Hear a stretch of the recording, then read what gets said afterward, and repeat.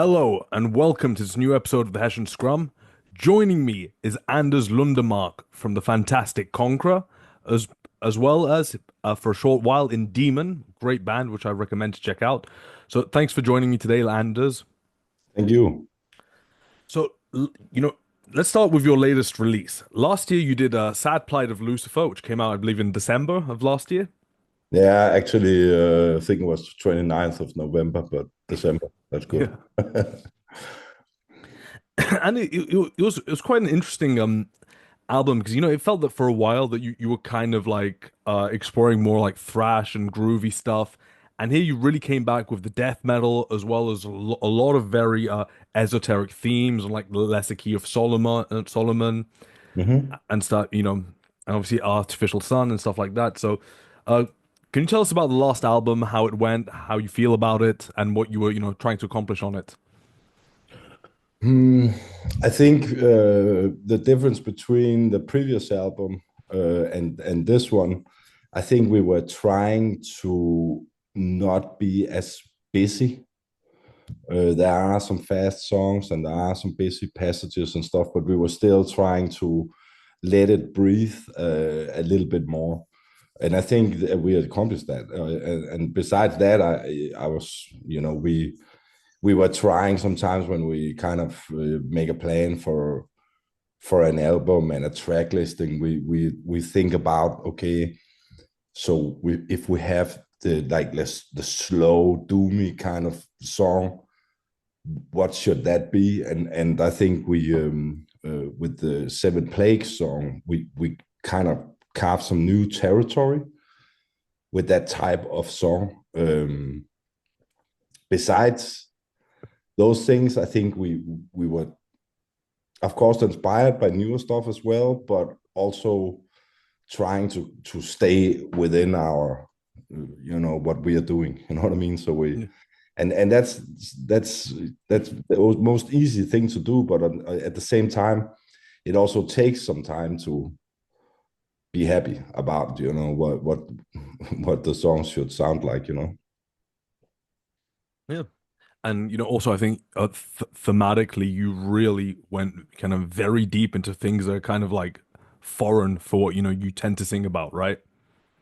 Yeah, I've been very curious about a lot of things my entire life, and it kind of shines through when we did, for instance, Better Swallow. We were young. I was only like 22 years old at the time, and now there's so much water under the bridge. We so many things that we have explored. As far as you mentioned the esoteric and stuff. I had a big investigative couple of years going into all that stuff, and it still stayed with me a little bit. I think now and maybe the past like 5 7 years, I pretty much I pulled back from that a little bit, but still it's something, when you think about it and you think about some of the premonitions or call it predictions, it sometimes in reality you see these things come a little bit into fruition, and then I feel like we have to comment here.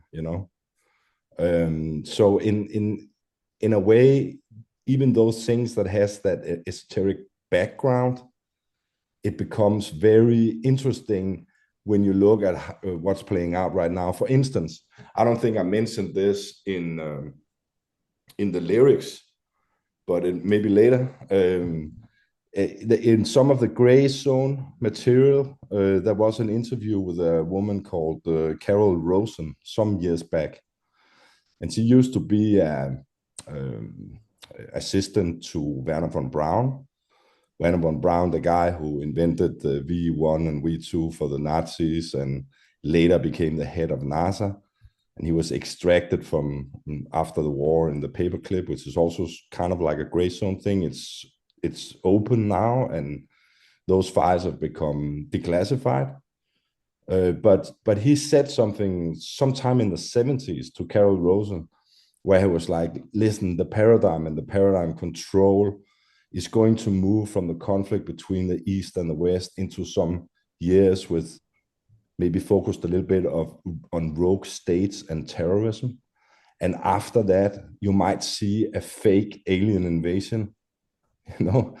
And now, right now, as we're speaking, if you open your Facebook, there's like a lot of talk and misconceptions, pretty much from Avi Loeb's opinions about the Atlas comet. I think those stuff like that is really interesting. And sometimes, with for instance, somebody asked me, what's up with the cover for the Lucifer album, and I was like jokingly say, yeah, they just went to vote. You know what I mean? So you see these religious zombies walking out of a church, and it's kind of funny because, of course, the cover was made by an artist before our lyrical themes this time. Some of the other times we kind of, tried to order something that fit the lyrical theme. But this time I just felt like, okay, we have to talk to him about this because it was already a work that was done. And I think it suits the topics on Sad Planet of Lucifer really good. Yeah, But it's a really good cover art because it has this kind of like high quality comic book feel to it. Some like the very flashy, expensive comic books. yes, Like, definitely. I think that very well describes his style. And to us, I don't know if it's maybe a little bit of a departure from our previous albums, but at the same time, I think it feels familiar for the band. You know what I mean? And I felt that as soon as I saw that cover. Some of the other work is a little bit Conan the Barbarian, but this one, that was just something that I think fits everything really well.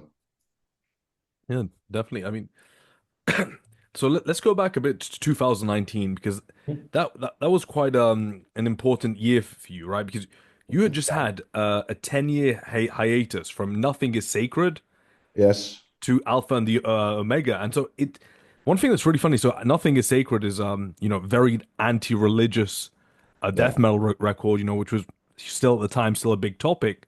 And then with Alpha and the Omega, you completely switch and you start to introduce a lot of the esoteric stuff, songs about Moloch and such. Mm-hmm.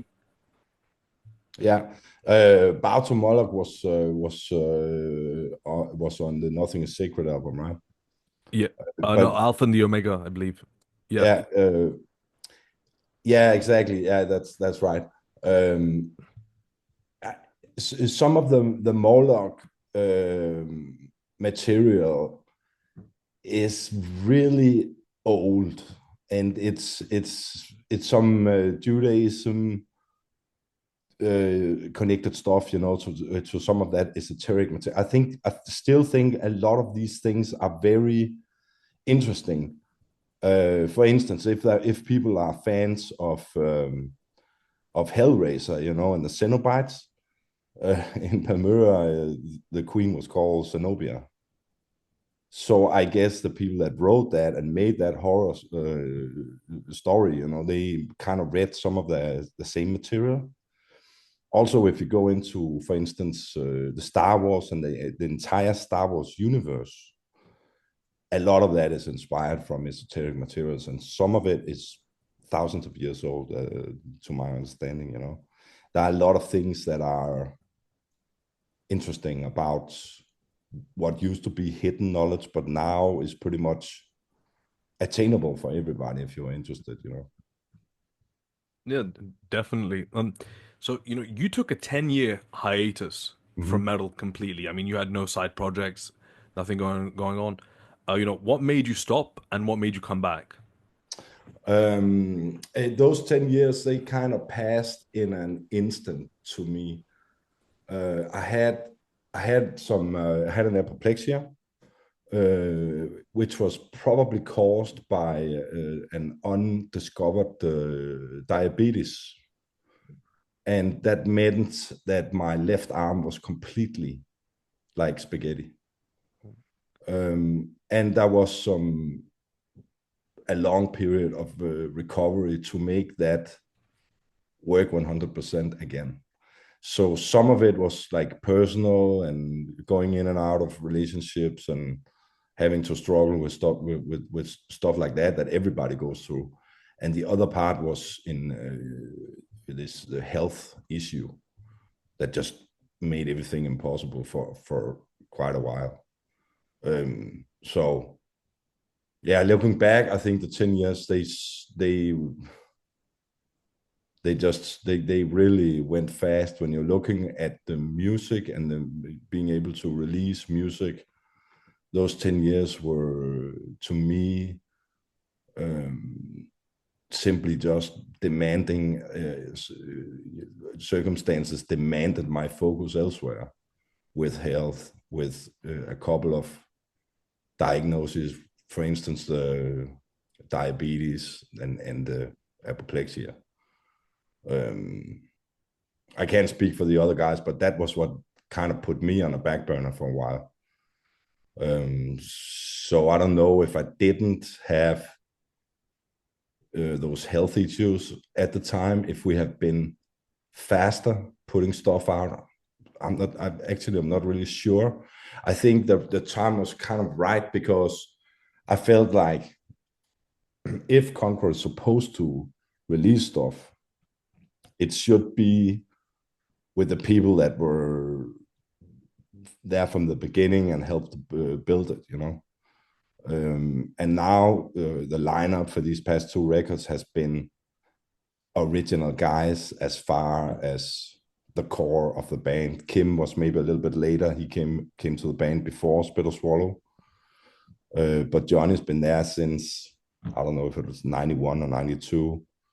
And Martin was on the first demos. He was there from day one. So it's a team with people that were very connected to the early years. And that just makes it fun. And after some practice, both musical and also life in general, I think we are much better at giving space to each other and building music as a tight-knit community, instead of maybe some of it was more me. Nothing is sacred is pretty much, that's not much of it that wasn't written by me and at the time Michael. Whereas now it's a much more, you know, there's contributions by everybody, and we build the songs not just from a riff or from a lyric, but sometimes from a rhythm or just a bass line, which is more interesting to me. Yeah, definitely. I mean, but you know, it is funny because you know you disappear for 10 years. You have a good number of releases, you know, respected in kind of very different genres. You know, the first two for a lot of underground death metal maniacs they love. I Mm-hmm. think you know Weed Out the Week had a bit more of a mainstream appeal. Come Down Cold was kind of a lot more experimenting with a lot like you know rockish ideas. So you know you had a lot of impact Mm-hmm. in different kind of subgenres. But you know, what was it that made you think you know the world has not is not done with Conqueror yet? I think it's a little bit of it's a little bit of that's probably a personal thing, because if we weren't lucky enough to put out the music and go out and play it to people, I'm not sure that I wouldn't do it. It's because we're doing this because we think it's fun to do it, and sometimes, you know, being it's a creative outlet. You know, I get to scream about something that would probably get me detained if I started doing that in public and other walks of life. You know what I mean? It's something that it's definitely, in a way, if you feel like sometimes you have, you know, you have some rising steam about something, you will get that, you know, this is a frustrating thing, and what about this? And there are things that kind of gets to you during life, you know. And doing this stuff is kind of therapeutic,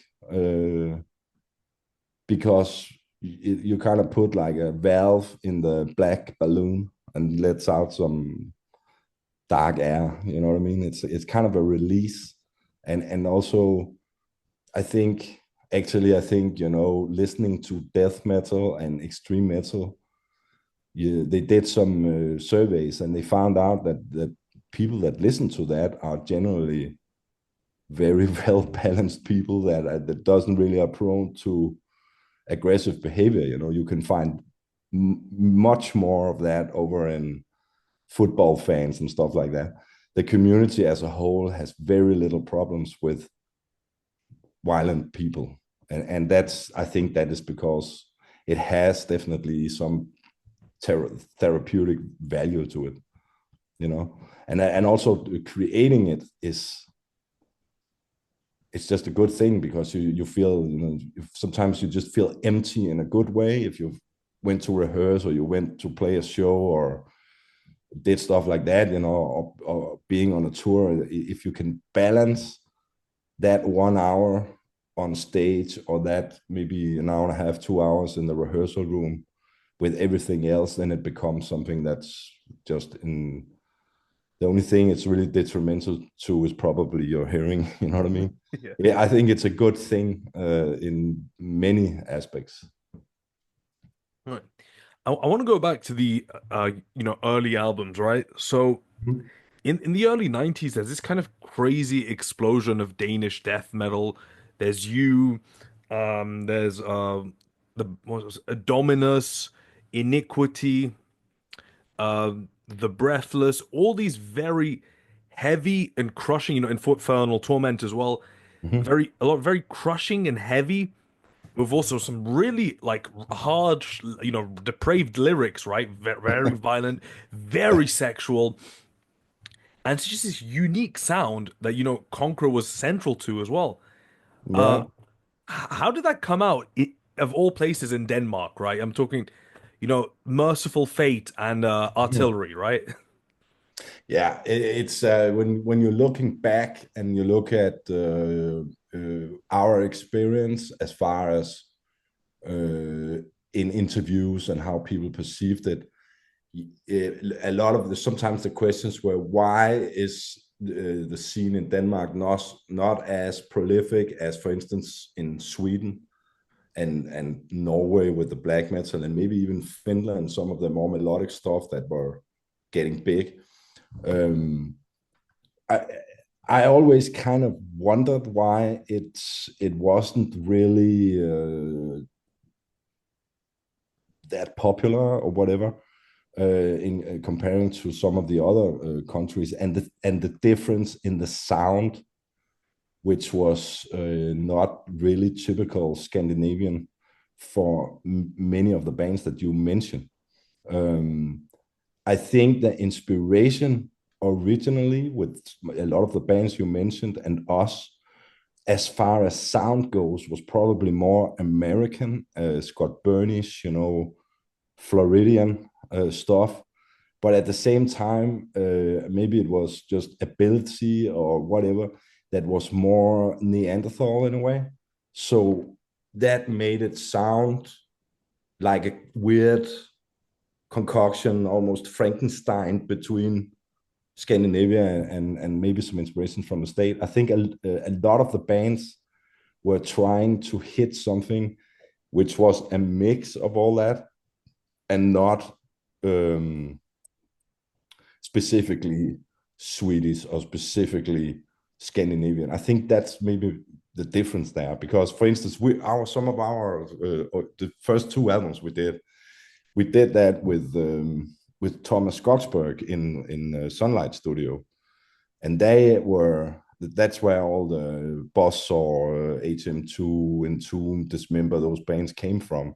And Thomas was actually in the beginning, when we were working on the guitar sound for the first and also on the second album, he was trying to get us to do that. You had the 60-watt combo and you had the HM2, and you put everything was maxed out, and you got this boss saw sound, which was, I love that sound. I always loved Entombed and I always loved that sound, But for us, we were trying something different. And technically, we were trying to invent what you today would probably call a high gain amplifier. And we did something in the loop, and we put a maximizer in the loop, and we used another distortion before the signal went to the amp. And that made that sound that I now hear from a lot of these high gain amplifiers or all the different brands. They have this amp with that sound.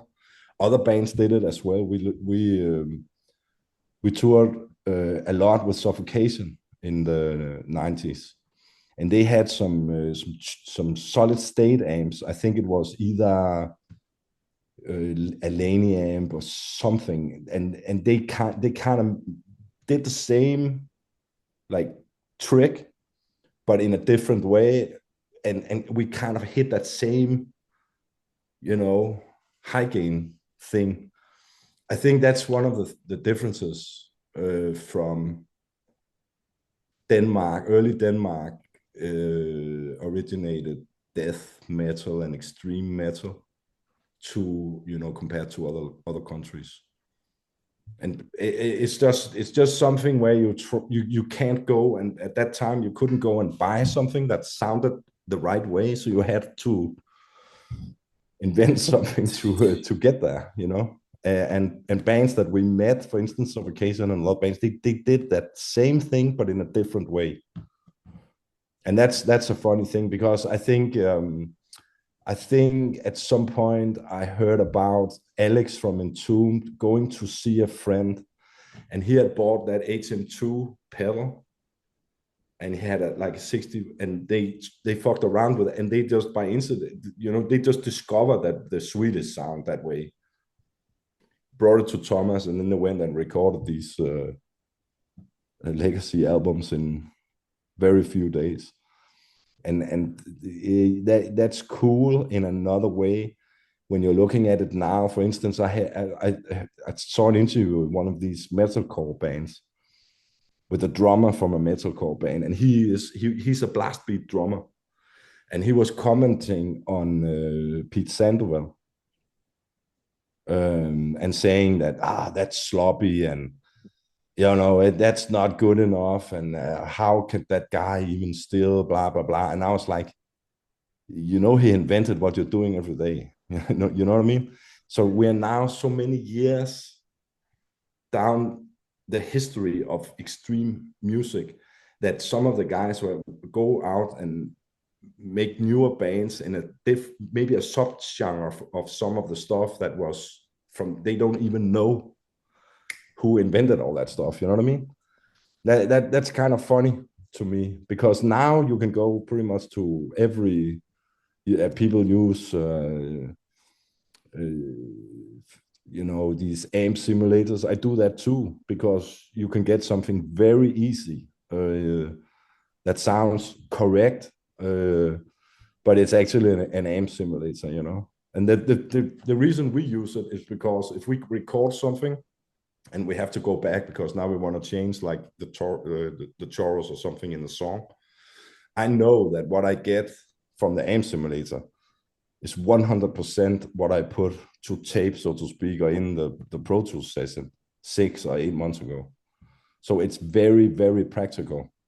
But then you couldn't do that, because if you move the microphone 2 millimeters, or the amp wasn't heated up completely the same way, you couldn't really go and punch in on stuff that you did just a couple of days ago, a week ago. So the tools now for people are so much more convenient. And I also think because of that, the scene gets, what was it last year, like 34,000 extreme metal albums put out. Whereas when we're talking about the early days, that was like, you mentioned, that was like maybe a handful of bands in Denmark at the time. And some of that stuff, you mentioned Iniquity, which is to me something really cool, because I was actually the first bass player before they put out that first demo. I think it was Entering Deception in 92 or 93. I was trying to keep up with Brian on the bass. And right here, where we're sitting right now, I moved out of Copenhagen, and we are now in maybe 2 kilometers from where Brian grew up, and I'm also from here. So where we went and did that stuff was a community, rehearsal room where there's a drum kit and you just bring your sticks and then you go at it. So that the story, the very, very early story of iniquity and also Konkhra happened a couple of miles from here. And to me, that's funny because so many years later, I'm talking to you. You're from France, and you mention iniquity, that's just amazing to me. Really cool. Oh, Sorry about the phone here. yeah, don't worry. Of course. Turn off the sound. Of course. And, just to clear up, because I hate Pete Sandoval slander, you have to remember Trey did not allow him to use a metronome and he did the blast with 1 foot. But there's so many things when we're talking about the technicality of those. I get it also sometimes from about Steve Asham. And when we did that tour with Deicide in '95, I think, which is fucking 30 years ago. I was pretty much a very frequent visitor, sitting right next to Steve, just climbing behind the kid and just feeling that power being blown out from up there, and that was like, that was in a way death metal's golden years. You were doing this tour and Deicide was headlining, Suffocation was on the tour, and that was like 1,800 people and 1,200 people. And even on Mondays and Tuesdays, we could show up and that would be, at least 500, 600, 700 people for these shows, which was an amazing time. And I get a little bit annoyed when I hear some of the metalcore bands, and if you listen to the music, maybe it's been helped a little bit, and we are trying maybe to pull a little bit in the other direction, where those little human errors, that's something that makes it breathe. Of course, we're not going to let through some out of tune notes in the stuff, but at the same time, a little bit of discrepancy here and there, and maybe you can hear the snare goes a little too fast on the beat because the drummer is rushing into a fill and stuff like that. To me, that makes it breathe. And the other stuff, even now, when you go to a festival, you have a good percentage of the band using backing tracks, which to me it's weird that you have something in extreme metal where people are maybe a little bit too drunk and they just tell the sound guy, oh, just put me 50-50. And when he says that, 50-50 means half from the backing track tape for your bass or your guitar or your whatever, you know what I mean? That's weird to me because I think it's kind of like the antithesis to what the music was. It was like a reaction, even if you go back to the 80s and you had the Duran Duran pop music and all that stuff, the counter reaction of this whole culture with the early boost for Metallica and lots of those bands in the 80s, that was a counterculture thing. So to me, it's kind of weird that they machine it, you know. But I don't know. I'm just old, I guess, and I have different values because I'm maybe from a time when things were pure performance, and that made blast beats. And we're talking about Steve Asham, we're talking about Sandoval, and these things were very pure to me, you know. So that's a big part of our inspiration, to kind of let the music be made by humans. Of course, we use, the technical stuff I just talked about, the convenience of using an amp simulator and stuff like that. It makes it easier to do so like a coherent recording. But at the same time, I think it's important to keep a balance and leave some humanity in the music. Also with the vocals, sometimes I'm like, I could go and do like a one sentence take and complete the song one sentence at a time. But I feel like the flow, and of course, if there's things that are too bad, you can fix it. But I think the flow and everything in this music is really, really important. It becomes a little bit sterile sometimes with some of these things that we're hearing. So I think that's maybe one of the reasons that we are still around, because we kind of want to put that in the melting pot with everything else. You know what I mean? Yeah, definitely. Now, I want to ask, I want to kind of stay within the kind of direction of, what you Mm-hmm. were doing in the early days. So, Spin or Swallow is it's a very interesting record because in many ways it sums up what was going on in Denmark. Like you were saying, you had the very heavy Mm-hmm. American sounding stuff, the high gain amp, the fake high gain amps. Mm-hmm. Then what I love is that you listen to a song like Life Eraser, you Mm-hmm. have beautiful atmospheric melodies in Yeah, contrast to like some of the most evil shit, stuff I've ever heard. yeah. Actually, that riff is that riff. That's only like two or three riffs in that whole song. Some guy wrote me many years ago that they wanted to it was just an opinion from a guy. Imagine if a big sports team used this as an opening song when they enter the stadium and stuff like that. I was like, yeah, that would be and so the I think the appeal of just that melody, that riff, that Life Eraser thing is so Tony Iommi in a way, because it can't really be more simple in a way. But at the same time, that melody was probably written millennia ago. So you know what I mean? Yeah. It feels like it has always been around. And even today, when we're playing that song, I have this kind of eerie uh, Iommi Black Sabbath thing in my head. And actually, I didn't really listen to Black. It was kind of a little bit too early for me at the time. I kind of jumped on the wagon as a 12-year-old with Iron Maiden and stuff like that.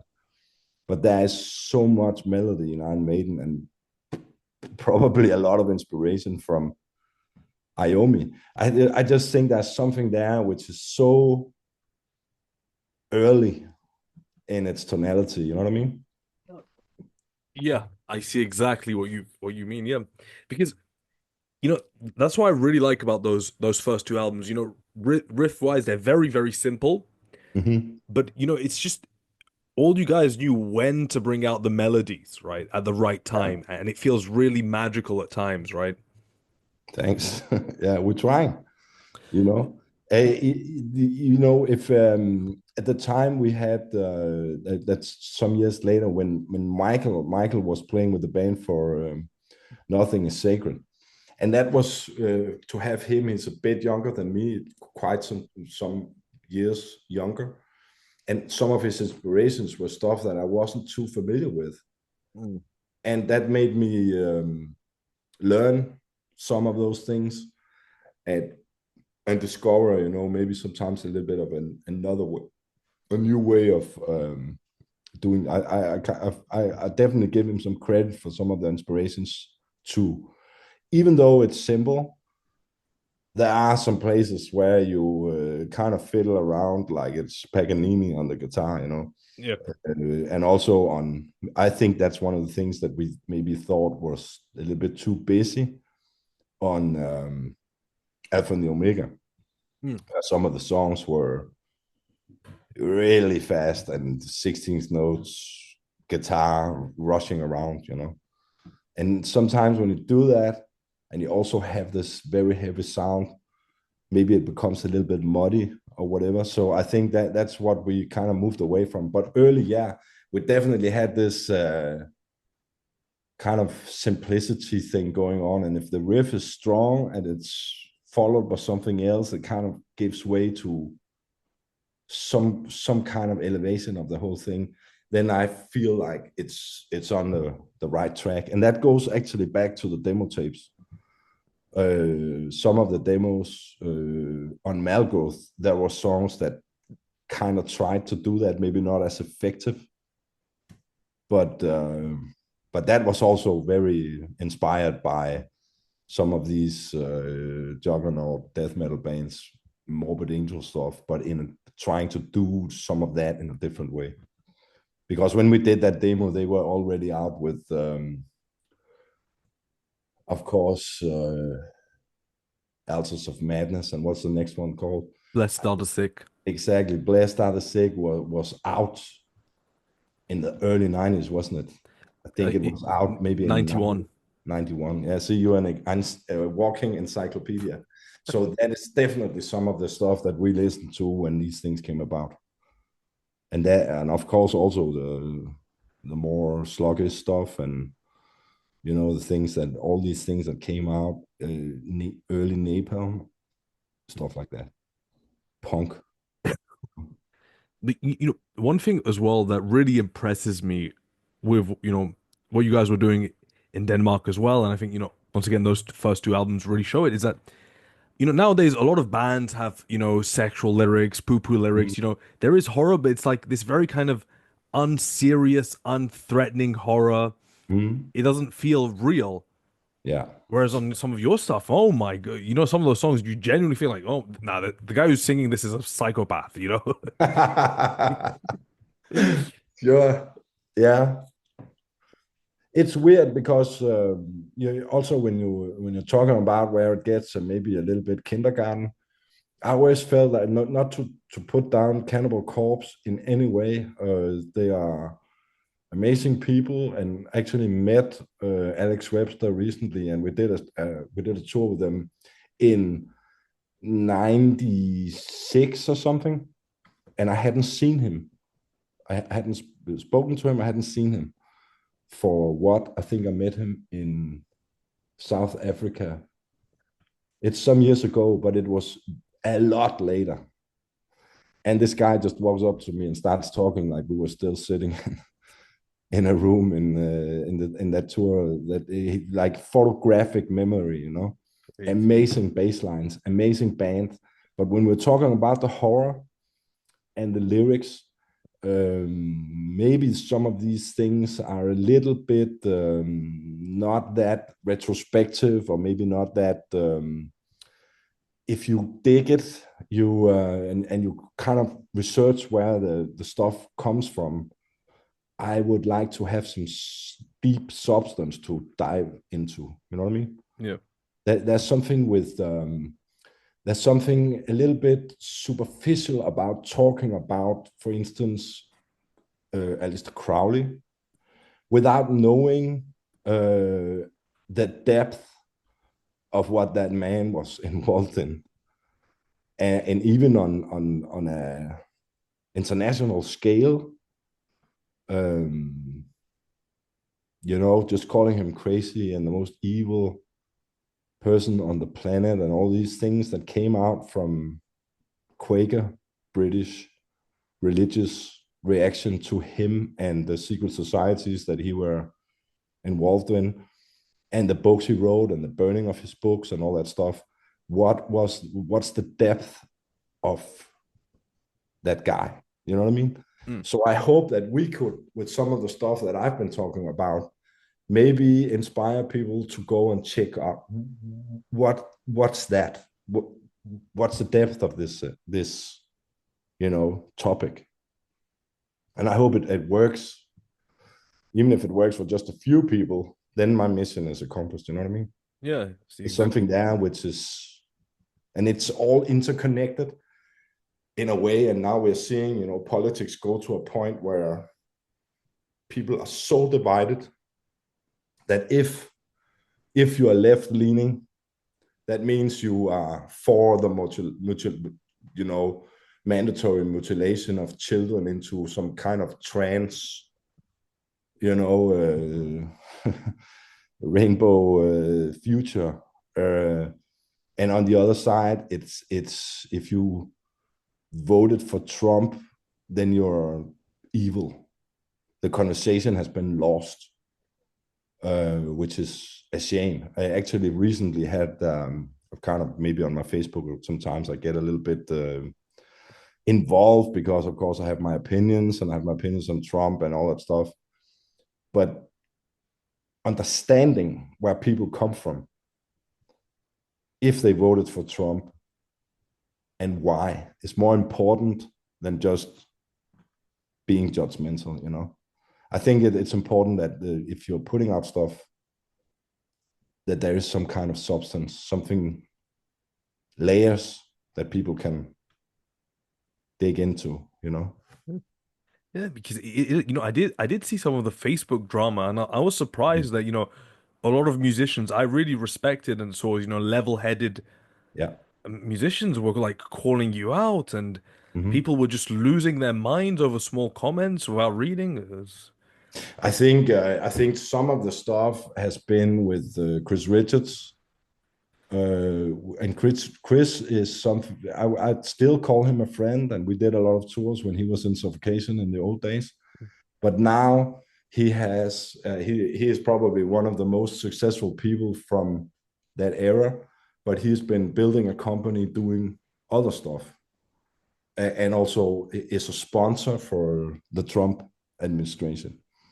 And what I noticed is, what I was talking about with the loss of the conversation, that if you point out things and you kind of have maybe some merit in what you're saying, far too often and far too soon, people, they just start with the personal attacks, and that just tells you that the tension has become uh, wound up to a degree which is unhealthy. And I am 100% certain that that's not something you can blame on many people other than Trump for his rhetoric and this populist way of garnering power in the political sphere. And it spreads out into the other countries, even here in Denmark. Then you have maybe a little bit of a demagogue, call it left wing, call it right wing, and it's like a totally black white worldview. And to me, that's weird, because if people kind of, I don't see right left as a line. I see it more as a circle. And if you bend over backwards into extremism, either way, you'll end up holding hands in some crazy idea that you are supposed to and even allowed to use violence against a political opponent. And we've seen that before. You're in France, I'm in Denmark. We have history here in Europe.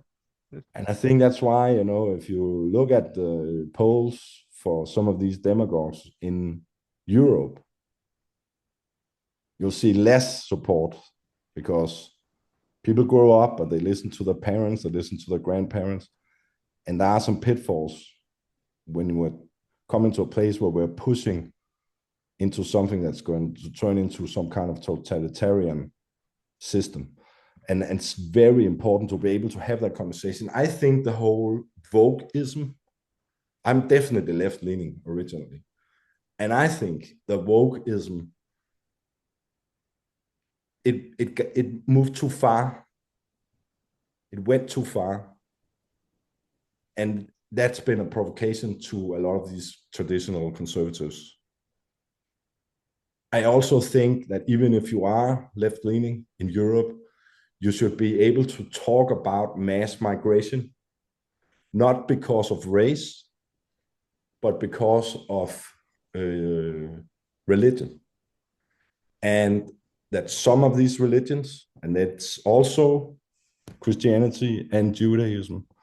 If you go a little bit French with those, they become too disrespectful to others, too law religious, and they don't adhere to um, a secular society and letting everybody have a voice, which I think is a core value of a modern society. And these things are very important now. Somehow, people have to get back to the conversation. I saw something recently with John McCain. John McCain is doing a town hall in his presidential race, and I think he ran against Obama, right? Y- Yeah, Uh, first. Yeah, he was the first yeah, opponent. Yeah. and there was an elderly lady, and she was given the microphone, and she was like, "Yeah, I don't know about Obama. I don't trust him. I really think it's a problem with Obama. He's an Arab." And immediately, John McCain just moved in, took her microphone, and said, "No, he's not. He's a family man. He's an American.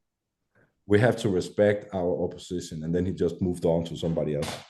That was so much, and this was in 2009. So it's not that long ago that the conversation was reasonable, you know? I think something has to happen so we can get back to, and especially when we're talking about politics and values, we have to get back to some kind of conversation. And of course, religious freedom and stuff like that without oppression.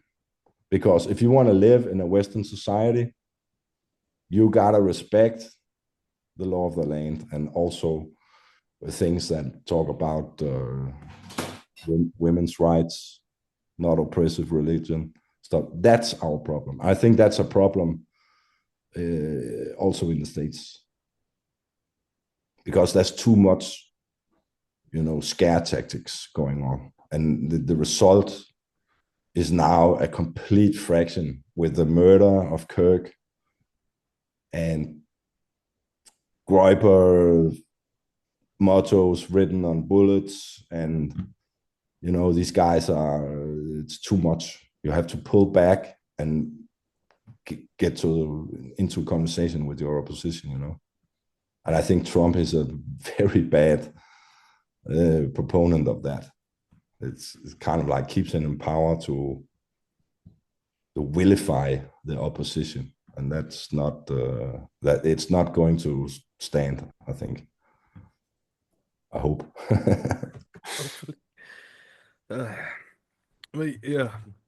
Now I want to talk about the kind of what I'd call the middle era of Konkhra, where you were like, experimenting with a lot of styles. So Mm-hmm. that kind of started with Weed Out the Week, which I felt you explored a lot more of the thrash stuff. Mm-hmm. Maybe were you listening to as well some groove metal? Maybe was Pantera a thing for you? Yeah, probably. Yeah. And also working with these guys coming from Machine Head and James is more death metal, super melodic, one of the best lead guitarists out there. And his influence on stuff definitely moved uh, the music on that album in a little bit of a less death metal direction, which was cool. It was just evolving and just it worked for those songs, and some of those songs were there was a lot more space for the solos and the song to become maybe a little bit of more organic, a groove, if you like, just something that pushes in the rhythm and a little bit more groovy thing. I just think that was natural with these guys involved to to go in that direction with it. Because James Murphy, he's a great guitarist. He's been on a lot of um important albums. He his lead playing is a defining factor. but I always saw him as like a lead guitar mercenary, right? He does Yeah. his solos for his bands. I mean, was he involved in the band or was he just coming in, he'd do his solos and then Actually, he was when we did the recordings and stuff like that. He was actually very involved in also production. The first version was he produced a lot of it. And James, he's I think he that whole band horror.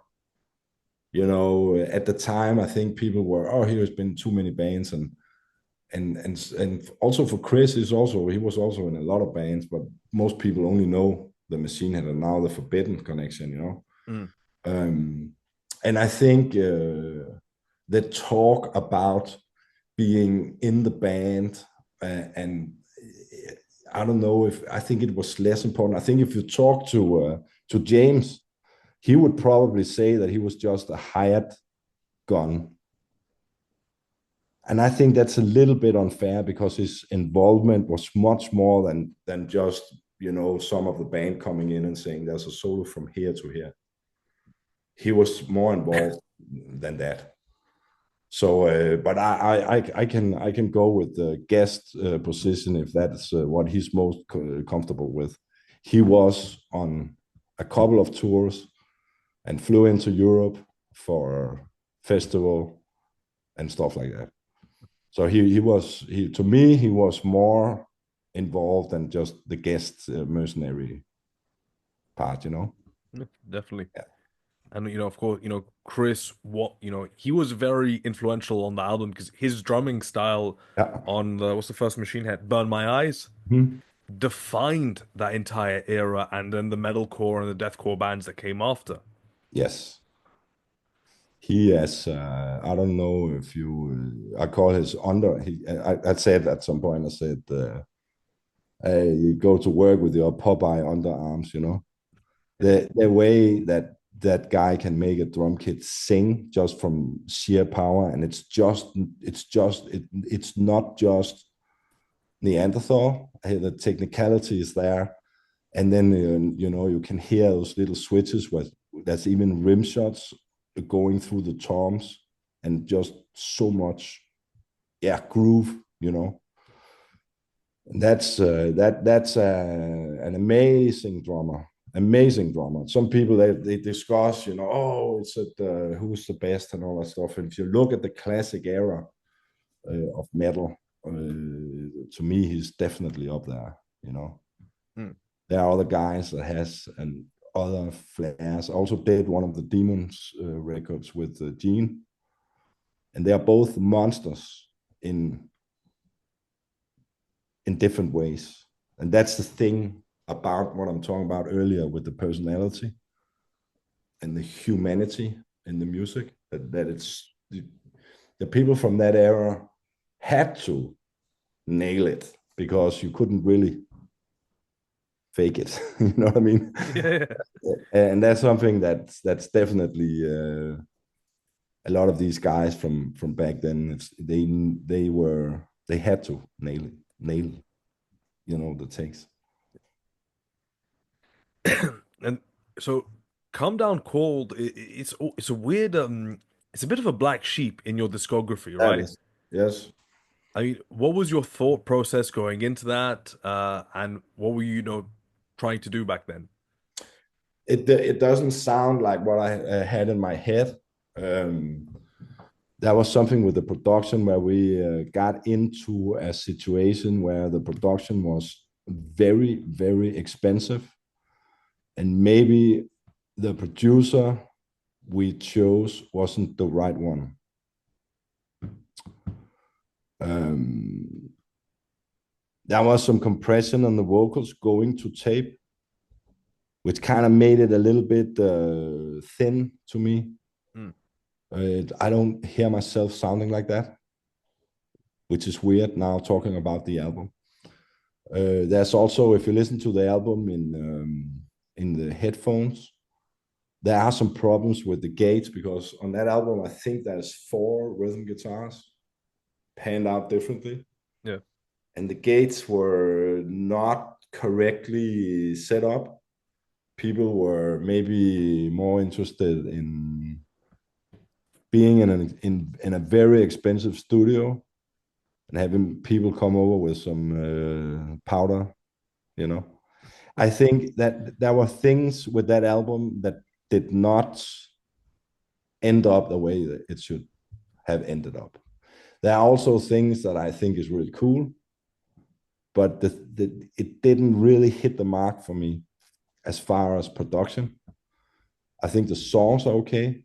I think it could have been much better if the production had cost maybe 1/8 of what it ended up costing, giving some space for maybe just an underground mix, maybe just going to someone who wasn't, uh,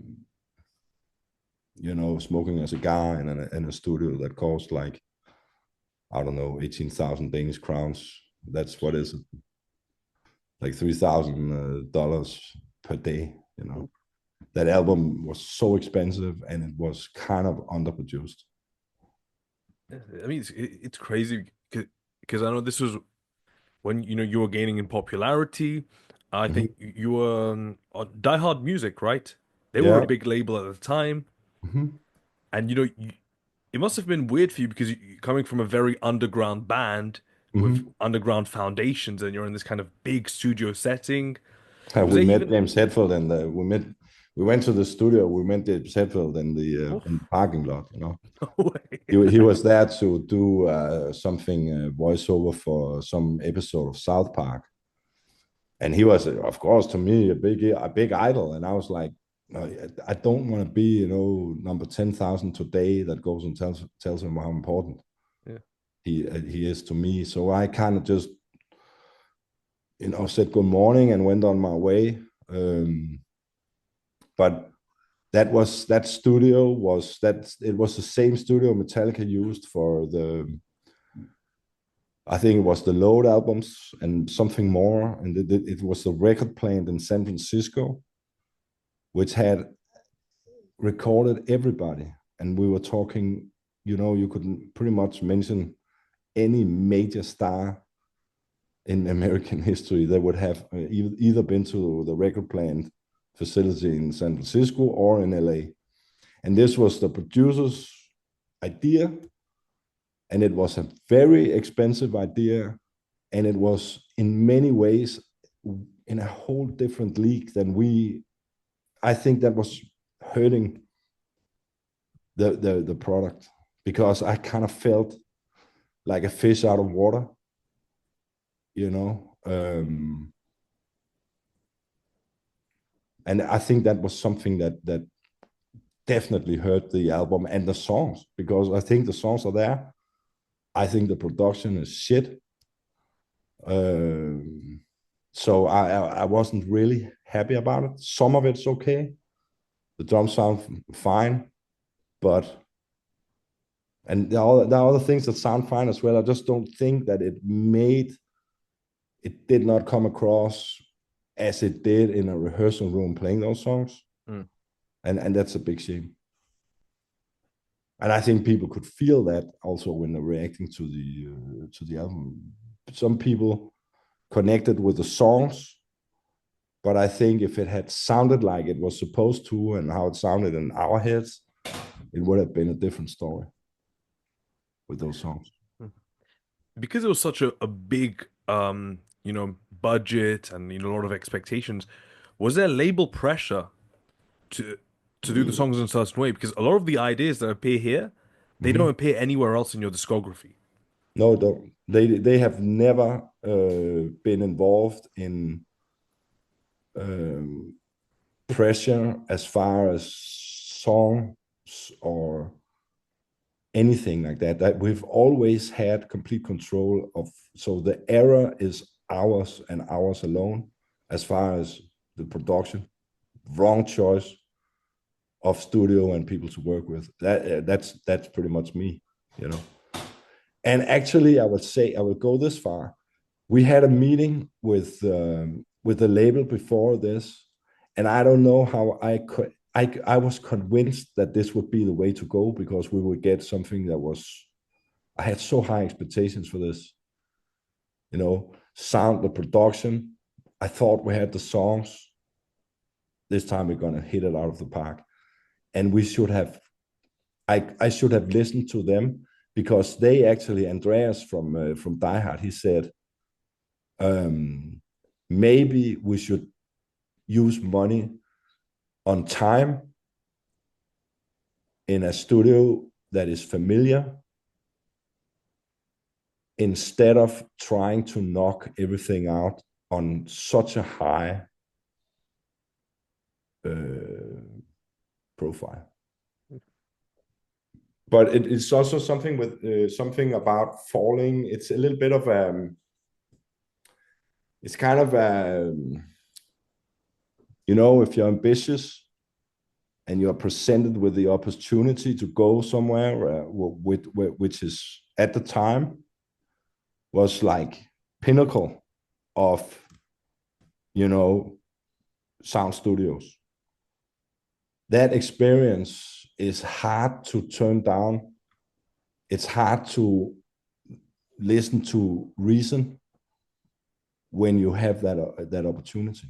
And I think some of the bands that really made good choices, some of other bands from that era and later bands have been much better at maintaining the working relationships with something that works. The people are extremely important, and that's a great thing when people do that, because then the progression of the music and of the band kind of has an anchor that keeps the shapes in order. You know what I mean? Yeah, I think we went out on a limb and kind of got astray with the production. And that's a shame, but that's just reality. Definitely.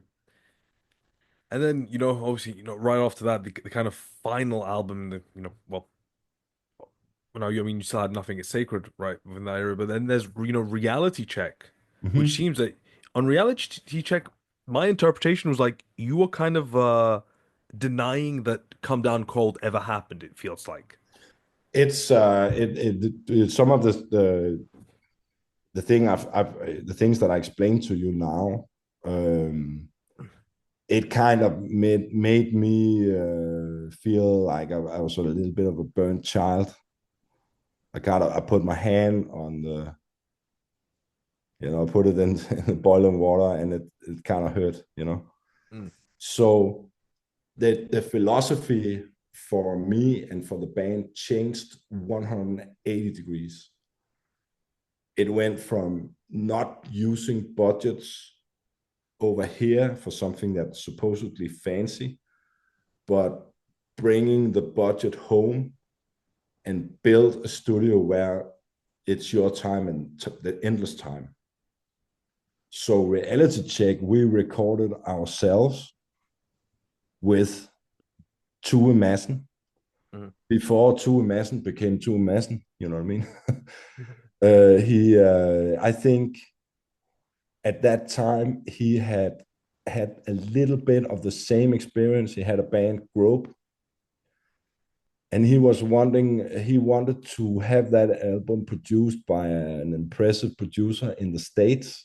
I've also been in his studio, was a totally different project. And he's extremely gifted producer. But Tue's feeling after that was going home from the studio in the States. He was like, I think I can do this better myself. And I think that happened to Tue sometime before we started recording Reality Check. And I bought an old console from Denmark's radio. Sometimes they had like kitchen door sales of gear. So I could get something that had extremely good preamps and just a really good studio console, not the biggest console in the world, but it was at least 16 tracks.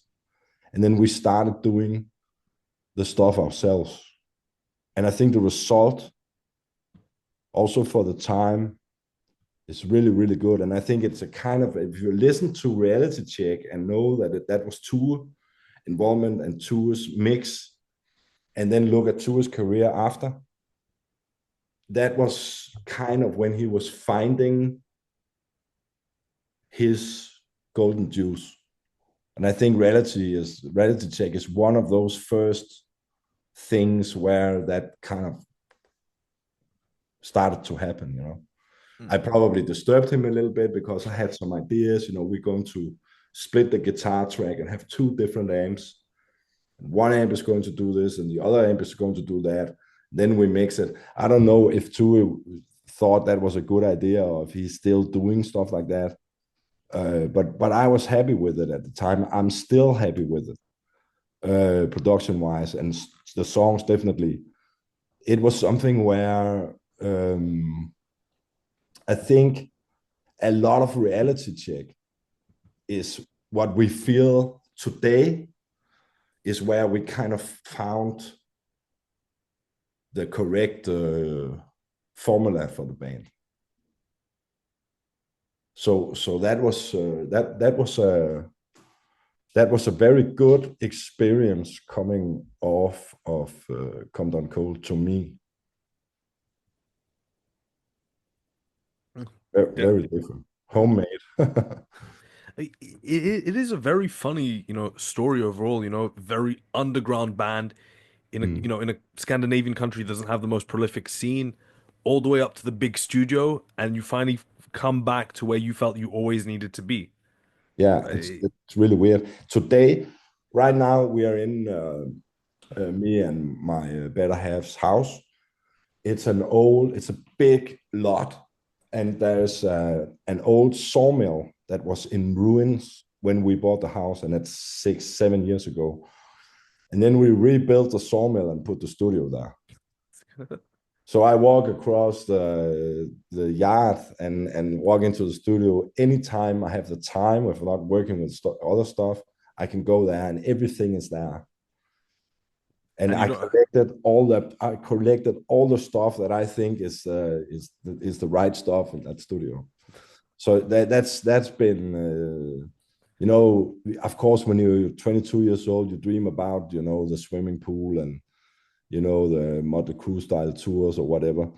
But to me, this has been an incredible journey, and to be able to have this over here, right in my house, is amazing. And if I feel like putting something out these days, you can just do it yourselves. So I don't know. It's just nice to have that opportunity. I have a lot of other things going on, and that's not related to music, and also related to music. Uh, but um, but it's been 30 years or more that ended up in a place where it's just complete zen to me. So even though there's been the things that I complain about and all those things, I still think that we are in definitely in the right space in the right time now, and that's great. so what are your future plans for Konkhra? We have some shows. We are beginning to rehearse, and the scene is very. It's a very struggling scene after COVID, and now the touring is very difficult. There's a lot of bands bigger than us that have problems making ends meet on tour. Some of the guys in the bands have jobs that just kind of you can't go out on the road, for 4 weeks at a time. Johnny, the drummer, he's a boss now and has a lot of employees.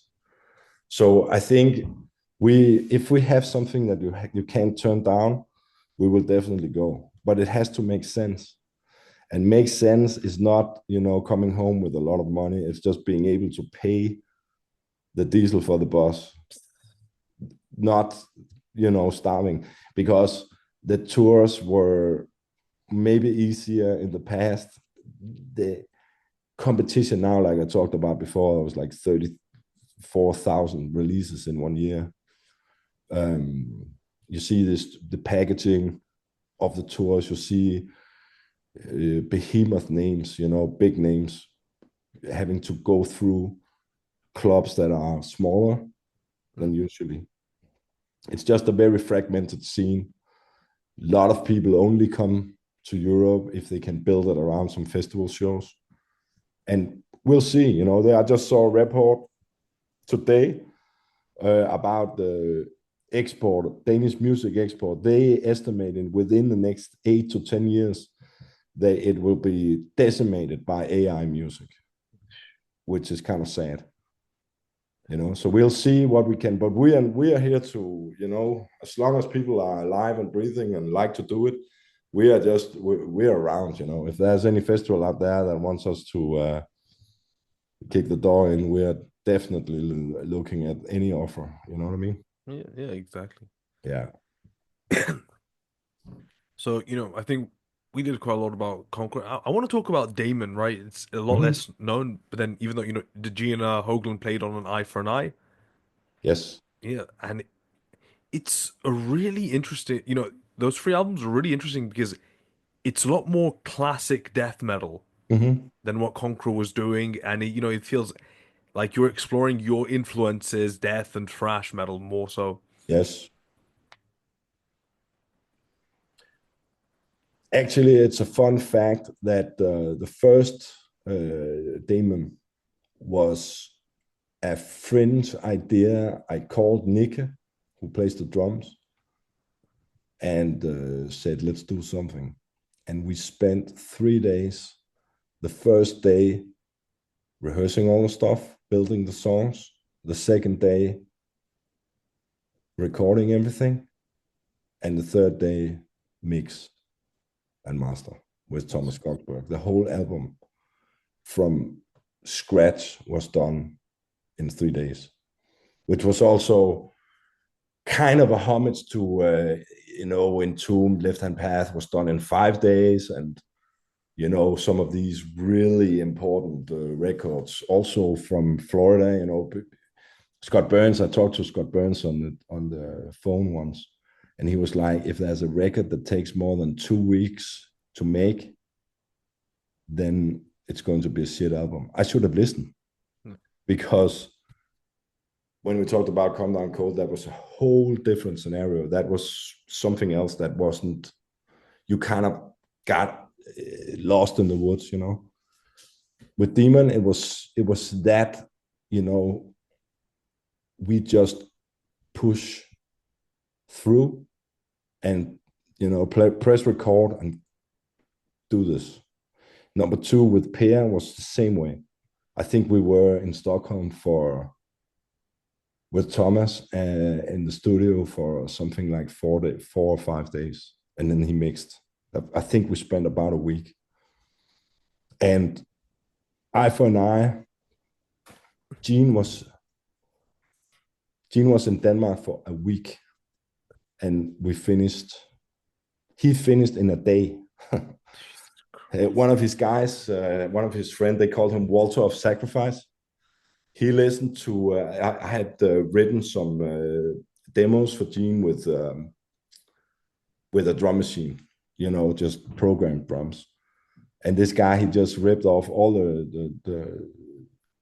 the riffs, and so he came prepared. I remember picking him up in the airport, and we were like, "Hey!" And Gene is the complete sweetheart. He's one of the best guys you will ever meet. And he was like, "I heard a lot about Danish pastry. Can we go to a bakery?"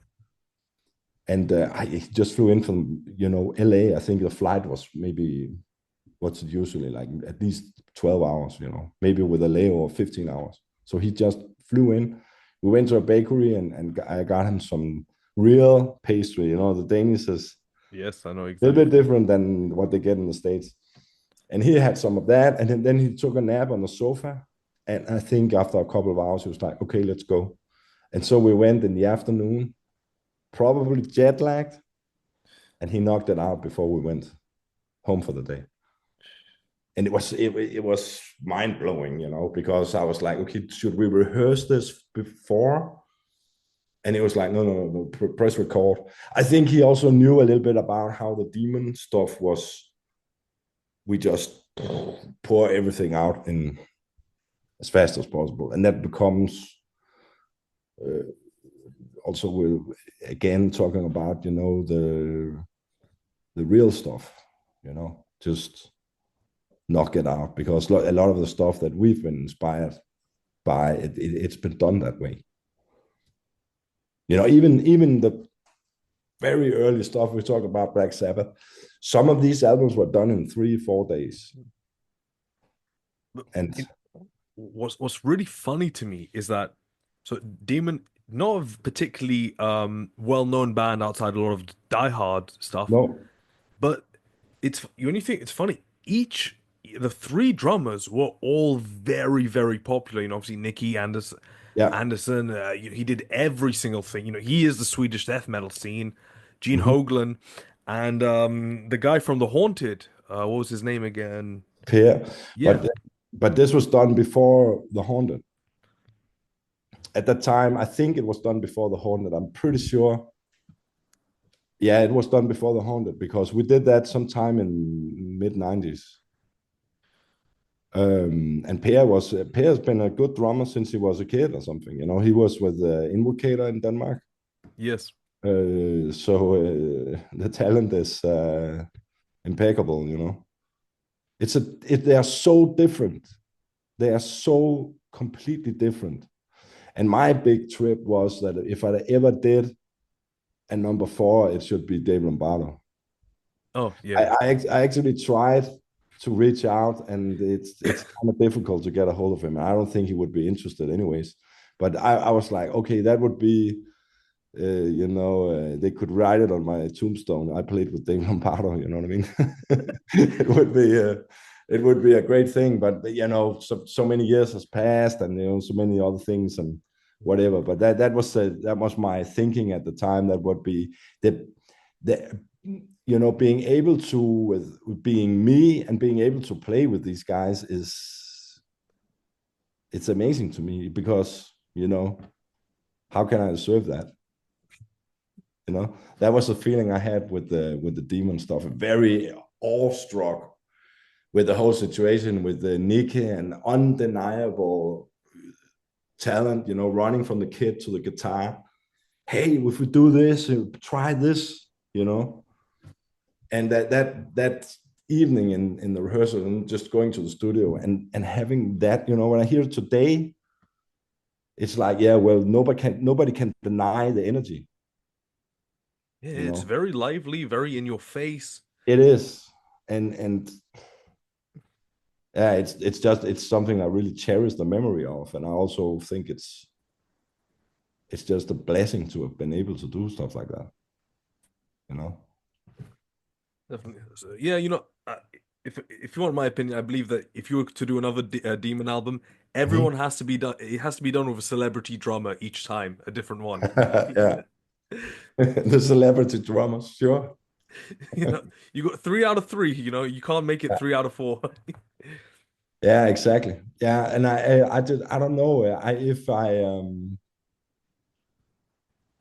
If I wanted to do that, my first choice would be Dave Lombardo for sure. Not Lars Ulrich. To me, that's just like mother's milk or something. If you go back, and yeah, of course you're a fan of all the things in the 80s, you're a fan of Metallica, and you listen to this and you listen to that, but the drumming on Rain and Blood, South of Heaven, these 4 albums, early Slayer, Yeah. that's Oh yeah. Definitely. that was just something so innovative and unique and inspirational to generations after. So that would be a big kick if that could happen, but probably not. You never know. All right.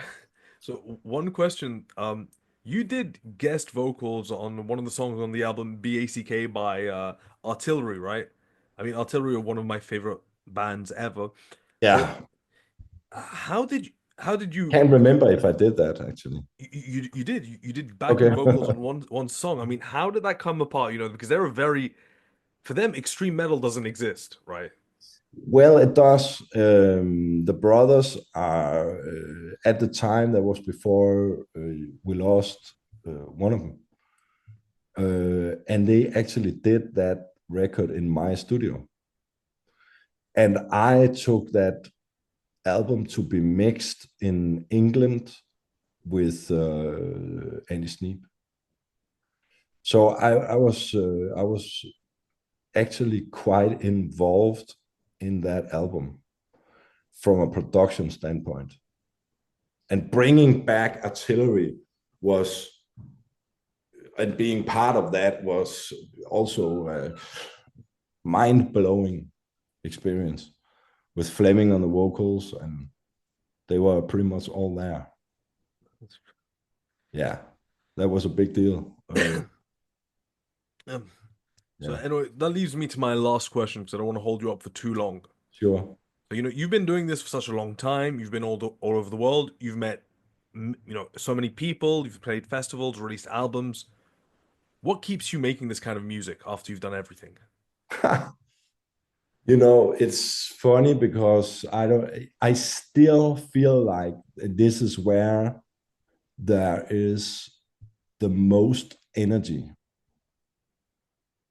And it doesn't really matter to me, the popularity and stuff like that. It mattered to me when I was younger because that made us eat and gave us the opportunities.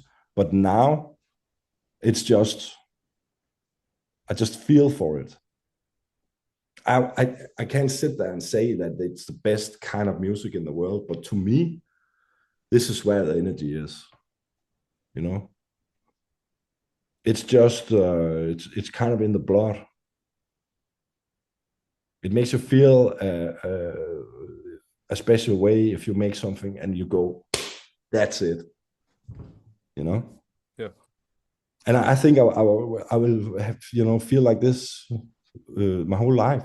If we were talking 30 years ago and you asked me what would you do when you're 40, and I would probably have said, yeah, well, by that time I've grown up and walking around in a suit, having a real job. You know, we have a saying in Denmark, you know, get a haircut and a job. You know, I would probably have said that. I thought in that was something that had a run, and then you would go and be an adult. Mm. But fortunately, I have been able to stay with it and stay in music. I have a company that rents out studio spaces because when we started in Copenhagen, you know, you had to wear finger gloves and you were in studios that had no heating at all. Now, you know, they have swimming floors, you know, we call it floating floors, and you are insulated from the next room. And we call it the I don't know how to say that in English. Actually, it's a little bit different. The machine room of Danish music. You know, that's what we call our. We have 3 addresses with 160 units, and we have bands like Volt. We had band Volbeat moved out. I think they got too big and rented something out of the city. And one of, you know, we even built a studio for Flemming Rasmussen. Oh my God. So Sweet Silence is located in our facility. And when he was moving into our facility, I put a trailer on my car and went and got the Metallica Trident console and put it on the back of the trailer, which to me was, hey, I have my childhood on the trailer now. That's so weird. So I've been very blessed to be involved in not only our own project and what we're doing, but a lot of things. Sometimes, you know, a father brings his 16-year-old son and he signs a contract for a lease on a smaller studio. And then 2 years passes and he has like 4 million views on YouTube. We've seen that happen too many times. Bands have been built and become successful in the building that we create. I think actually we have something to do with a rising export of music in Denmark, because before us, the facilities were shit and we had no exports. And then Aqua happened, you know. And now it's a whole different story. And I think I actually think that maybe I paid a little bit of a part in that, you know, just making the facilities better and you don't have to stand there and freeze. And some of that came after going to other countries and seeing how it was there, because you can rehearse in LA in a building just with, you know, electricity. There's no heating where Megadeth rehearsed and all that, because it's a hot, you know, it's on a different it's a different climate than Denmark. And when you go to Stockholm, some of these studios are so deep, you know, cut out of the bedrock under Stockholm. You have to go down like 5 storages, and then you find the Entombed rehearsal down there. So it's different from country to country. Where, and you know, in Norway, maybe people were rehearsing in a barn, or maybe had a house, you know, a little bit out in the countryside or something. And they went into the woods a little bit too much. Maybe they saw a badger out there and decided to paint the face, you know. I don't know. It's just it's crazy now because there's so much stuff coming out, and there's also good stuff, you know, in it. So yeah, it's a crazy life when you think back. Well, that's great to hear. Well, thank you very much, Anders, for your time. Thank you. I recommend everyone, check out Lost Album, check out Sad Plight of Lucifer, and go through the rest of everything and Demon as well. Don't miss out.